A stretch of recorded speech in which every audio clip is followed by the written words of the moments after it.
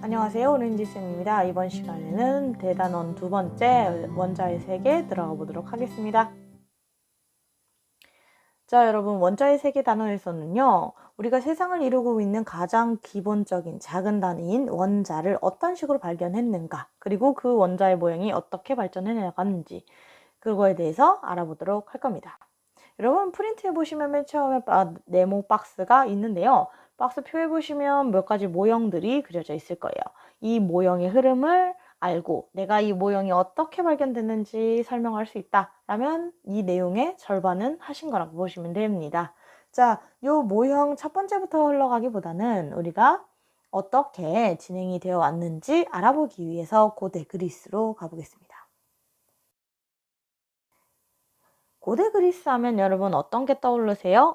아리스토텔레스, 탈레스 등등의 여러 가지 철학자들이 모여서 토론하는 모습 보통 많이 생각을 하실 텐데요. 대표적인 몇 명의 철학자 중에 2명만 쌤이 뽑아서 설명을 한번 해보도록 할게요. 여러분 제일 대표적인 철학자 누가 있을까요?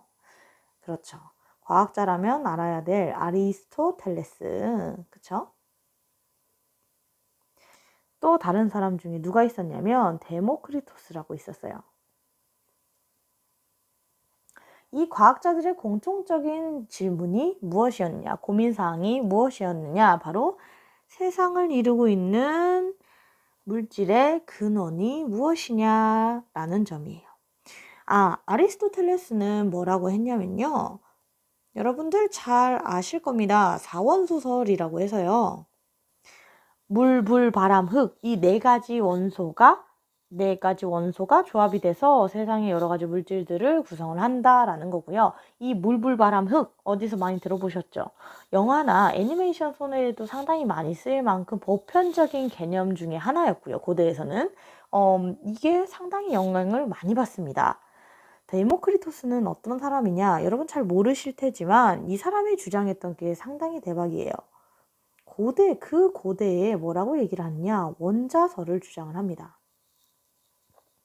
원자설, 이 사람이 주장했던 원자설이 어떤 거였냐면 바로 원자가 결합했다 떨어지면서 자연의 모든 변화가 일어난다라고 주장을 했었어요. 상당히 통찰력 있는 주장이었죠. 요 두 가지 주장 중에 그 당시에는 누가 가장 인기가 많았을까요? 당연히 아리스토텔레스가 인기가 더 많았죠. 왜? 그 당시 아리스토텔레스 빠들이 엄청 많았거든요. 이 주장이 언제까지 가느냐? 쭉 이어져서 14세기 르네상스까지 갑니다. 왜 르네상스까지 가나요? 그 전에는요, 중세시대에는 종교의 압박이 좀 심했기 때문에 과학자들이 막 이렇게 연구를 하거나 활발하게 활동하기 좀 그랬지만 14세기 르네상스가 들어오면서 문예부흥 운동이 진행이 되죠. 여러 가지 과학자들이나 실용 철학들이 많이 보급이 되기 시작해요. 이때부터 과학이 부흥되기 시작합니다. 이 흐름을 타고 18세기에는 어떤 사람들이 나오냐면 라부아지에라는 사람이, 앙투안 라부아지에라는 대표적인 화학자, 이 사람이 질량 보존의 법칙을 들고 나오게 됩니다. 그리고 프랑스의 조세프 루이 프루스트란 사람은요, 일정 성분비 법칙을 주장하게 되는데요. 이렇게 대표적인 화학자들이 얘기했던 이런 법칙들을 설명하고자 하는 움직임이 일어나요. 이런 법칙은요, 규칙적으로 실험을 해보니까 이렇다라는 거지, 이걸 설명을 하려면 근원적으로 물질을 구성하는 게 어떤 식으로 움직이는가, 그거에 대한 고민이 필요했던 거죠. 이 고민을 바로 해결해 준 사람이 누구냐면 바로 존 돌턴이라는 사람입니다. 존 돌턴이 등장하면서 얘기를 했던 게 바로 뭐냐? 우리가 알고 있는 원자설이에요.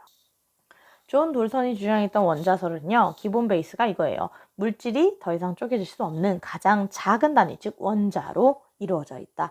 예전에 얘기했던 데모크리토스의 얘기와 동일하지만 좀 더 실험적인 베이스와 증거를 확보를 해서 이 이후에 진행된 연구와 덧붙여서 분자랑 원자의 개념이 들어오면서 완벽해지는 거죠. 존 돌턴이 얘기했던 이런 원자설은요, 앞서 얘기했던 질량 보존 일정 성분 비의 법칙을 정확하게 설명할 수 있을 뿐만 아니라 실험 결과에도 족족 맞아 떨어지는 거예요. 그래서 돌턴의 원자설이 각광받기 시작하는 거죠. 즉, 물질의 가장 기본 단위가 원자고, 원자는 더 이상 쪼개질 수 없는 가장 작은 단위다. 이러한 생각이 보편적으로 과학자들 사이에서 믿음으로 이어지기 시작합니다. 하지만 이런 믿음은 어떤 한 과학자의 실험으로 깨지게 됩니다. 그 과학자가 바로 누구냐? J.J. 톰슨이라는 영국의 한 과학자입니다. J.J. 톰슨은 어떤 사람이냐? 일단은 뭘 가지고 연구를 했냐면 바로 크록스관이라고도 부르는 음극선 실험을 했어요. 음극선관을 이용해서 실험을 했습니다. 여러분 프린트에도 그림이 나와 있는데요. 어떤 거냐면 어떤 유리관이 있는데요. 이 안은 아주 작은 양의 적은 양의 기체 혹은 진공으로 되어 있어요. 한쪽에는 마이너스 극, 한쪽에는 플러스 극을 강하게 걸어주면 중간에 어떤 초록색 선이 보이더래요. 이 초록색 선을 그때까지는 뭐라 그랬냐? 음극선이라고 했던 거죠. 그럼 이 음극선관이 어떤 특성을 보이느냐? 톰슨은 이거에 대해 연구하던 사람입니다. 여러분 프린트에 보시면 전자의 발견 파트가 나올 겁니다. 거기서 음극선에 대해서 소개를 하고 있는데요. 진공광 안에 매우 적은 양의 기체를 넣고 양 끝에 전극을 연결하여 높은 전압을 걸어줄 때, 즉 어디 안에서? 음극선관 안에서 마이너스 극에서 플러스 극으로 빛을 내며 진행하는 선이 발견이 됐고요. 그게 바로 음극선이다라는 거예요. 이 음극선의 성질을 알아내기 위해서 톰슨이 여러 가지 실험을 하는데요. 그 실험했던 내용을 잠시 살펴보겠습니다. 자, 아까 그렸던 그 음극선관을 그대로 가져왔어요. 잘 못 그렸지만 그냥 봅시다. 이 음극선의 특징을 알아내기 위해서 톰슨이 몇 가지 조작을 건데요. 맨 처음에 걸었던 게 뭐냐? 요렇게 중간에 바람개비를 놔둬봤어요. 그랬더니 이 바람개비가 돌아가더래요. 쌤, 이게 무슨 의미인가요? 바람개비가 돌아간다는 건 어떤 무게가 있는 물체가 때리기 때문에 바람개비가 돌아갈 만큼의 힘이 생겼다는 거죠. 그럼 바람개비가 돌아갔다는 걸 가지고는 뭘 할 수 있느냐? 어떤 질량을 가진 입자가 이 바람개비를 맞춰서 돌렸다는 얘기고요. 이 음극선은 어떤 일정한 질량을 가진 입자로 이루어진 선이다라는 것을 알 수 있는 거죠. 두 번째 실험입니다. 이 음극선관 안에다 이번엔 뭘 집어넣어 봤냐면 어떠한 모양을 가진 금속판을 넣어 봤어요. 이런 금속판을 놓고 음극선을 쬐더니 뭐가 생기냐면, 아니, 이 금속판 뒤에 그림자가 생기는 거예요. 그림자가 생겼다는 건 뭐냐? 이 음극선이 어떤 특징을 가지고 있느냐? 직진을 한다는 거죠. 그 당시까지 음극선이라 해서 선이나 빛은 뭔가 파장일 것 같다, 이런 생각이 있었거든요. 근데 얘는 그림자가 진다라는 건 어떤 직진하는 입자의 흐름이구나 라는 걸 알게 된 사실인 거죠. 세 번째 실험입니다. 세 번째 실험에서는 어떻게 하냐면 한쪽에 강하게 플러스, 한쪽에 강하게 마이너스 극을 걸어줄 거예요. 음극선이 진행하는 공간에다가. 그러면 이 음극선이 어떻게 되더라? 휘어지더라. 어느 쪽으로? 플러스 극 쪽으로 휘어지는 걸 관측을 한 거죠. 즉, 이 음극선은 플러스를 좋아하는구나. 이게 무슨 의미일까요? 뭘로 되어 있다는 걸까요? 우리 뭐랑 끌려요? 즉, 마이너스 성질을 가진 어떠한 입자로 되어 있구나라는 걸 알 수 있게 되는 거죠. 여러분 프린트에 보시면 실험 결과 3개가 정리가 되어 있습니다. 이 결과를 가지고 우리가 알 수 있는 걸 한 번 더 정리를 해보면, 바람개비가 돌아가는 걸로는 어떤 질량을 가진 입자의 흐름이다 라는 것. 금속판에 그림자가 진다는 것은 이 입자는 직진성을 가진다 라는 것. 그 다음에 플러스 극쪽으로 휘어진다는 것은 음전하를 띠는 어떤 입자의 흐름이다 라는 것. 이 3가지의 특징을 알 수 있었다는 거죠. 여러분 가끔씩 플러스 마이너스 극 말고 자석을 이런 식으로 말굽자석을 집어넣어서 휘어진다도 나오는데요. 여러분 물리에서 배우는 전자기력과 관련이 있는 현상이기 때문에 마지막 실험과 똑같다고 생각해 주시면 되겠습니다. 이 실험과 같은 형태의 실험이에요. 자, 이 세 가지를 조합해서 나타낸 결과가 여기서 나오는 거예요. 음극선은 그럼 어떠한 입자의 흐름인가? 어떤 일정한 질량을 가지는데 그 질량을 가진 어떤 입자가 무슨 성질을 띈다? 마이너스 전하를 띠는 어떤 작은 입자일 거고 그 입자를 우리는 뭐라고 하겠다? 전자라고 하겠다라는 거죠. 우리가 전자는 이 톰슨이 음극선 실험을 통해 발견을 해낸 거예요. 이렇게 톰슨이 음극선 실험을 통해서 전자를 발견해내고 나서 추가적인 실험을 진행을 하는데요. 이 추가적인 실험을 통해서 원자 내부에는 뭐가 존재한다? 전자가 들어있다라는 사실을 알아냅니다. 그러면 그 전까지 믿었던 돌턴의 얘기가 깨지는 거죠. 존 돌턴이 얘기했던 건 원자는 더 이상 쪼개질 수 없다 했는데 톰슨이 실험을 통해서 밝혀낸 건 원자 내부에 전자가 존재한다라는 것이고요. 이렇기 때문에 원자 모형은 한 번 더 수정될 수가 있어진 거죠. 원자 내부에 그럼 전자가 어떤 식으로 존재하는지 톰슨이 얘기한 걸 바탕을 해보면요. 이렇게 얘기를 합니다. 톰슨의 원자 모형에서는요. 플러스 전하가 고루 퍼져 있는 동그란 구 안에 전자가 박혀있는 모형을 제기를 합니다. 왜 이렇게 얘기를 하냐면 일단 여러분 알아두셔야 될 건요. 원자는 중성이어야 합니다. 플러스나 마이너스의 전하를 띠지 않아요. 그렇기 때문에 전자가 마이너스죠. 마이너스 입자를 띠기 때문에 그 바탕이 되는 공은요. 플러스 전하가 돼서 합치면 뭐다?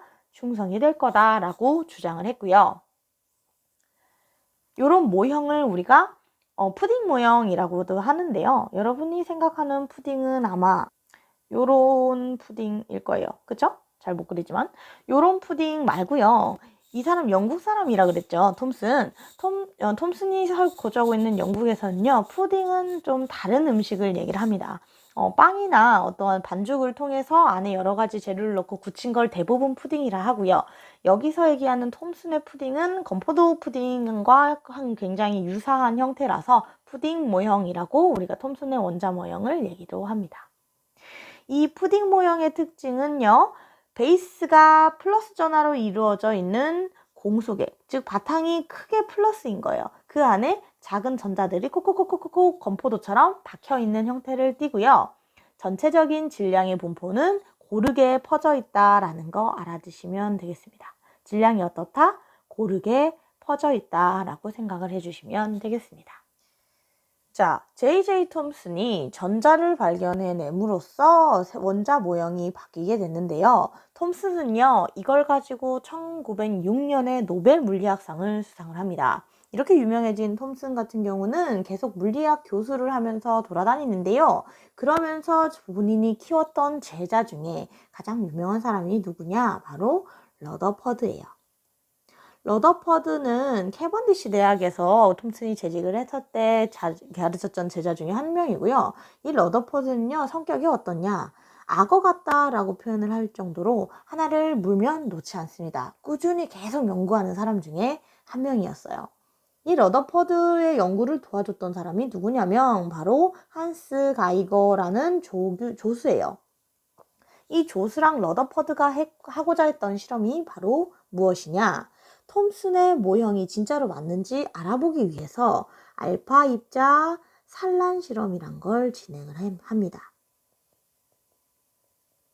어떤 실험이냐면 모형을 그려서 한번 설명을 해볼게요. 일단 여러분 알파 입자가 뭔지 알아야 되겠죠? 여러분 옆에다 적어 놓으세요. 기본적으로 알파 입자는요. 헬륨 원자의 핵이에요.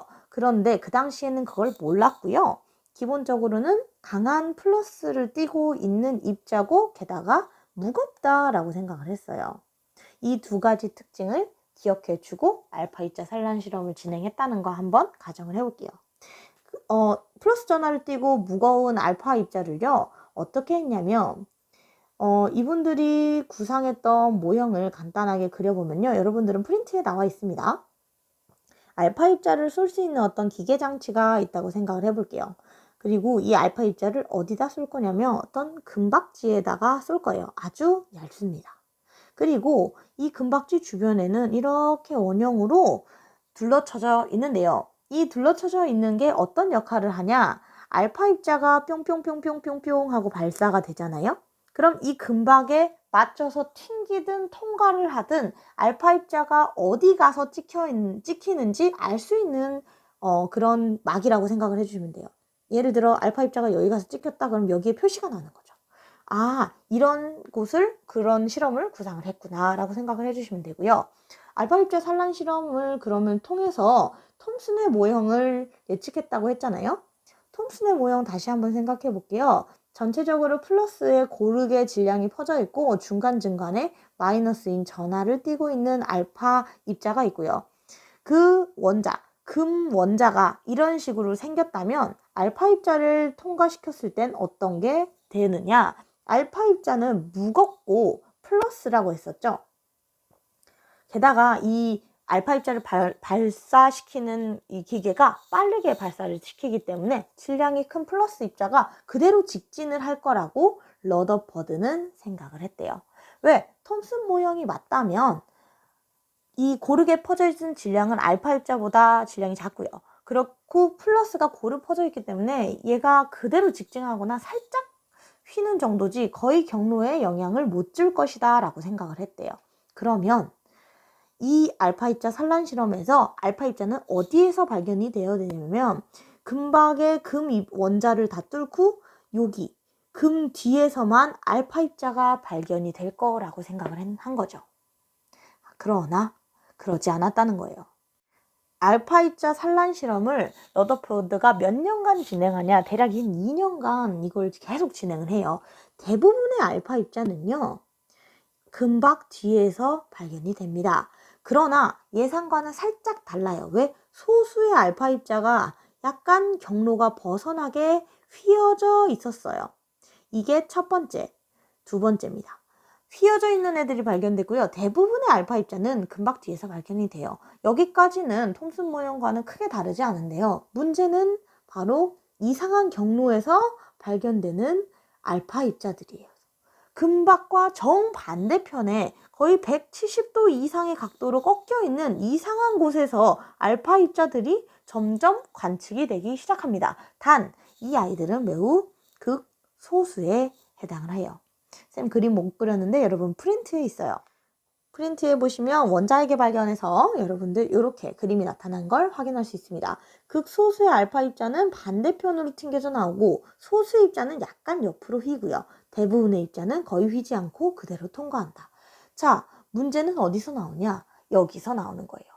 톰슨의 모양이 맞다면 극소수의 입자는 알파 입자 반대편으로 튕겨 나오면 안 됩니다. 왜? 알파 입자는 무겁고 플러스 입자를 띠거든요. 그러면 우리는 이 두 가지 실험 결과를 통해서 뭘 알 수 있느냐? 원자 구조를 추론해낼 수 있어요.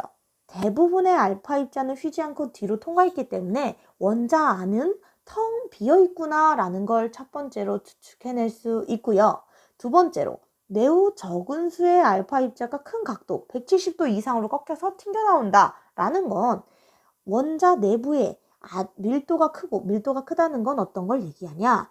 크기는 작지만 질량이 매우 큰, 얼마나 큰 알파 입자를 튕겨낼 만큼의 질량을 가진, 밀도를 가진 아이가 원자 내부에 존재할 것이다. 그 다음에 소수의 알파 입자는 옆으로 휘었다 그랬죠. 왜 그랬을까요? 안에 들어있는 아이도 양전하를 띠기 때문에 그랬을 것이다 라고 추론을 하게 된 겁니다. 이를 통해서 러더퍼드는 톰슨의 원자 모형을 수정하게 됩니다. 톰슨의 원자 모형으로 설명하지 못하는 실험 결과를 설명할 수 있을 정도로 모형을 수정을 한 거예요.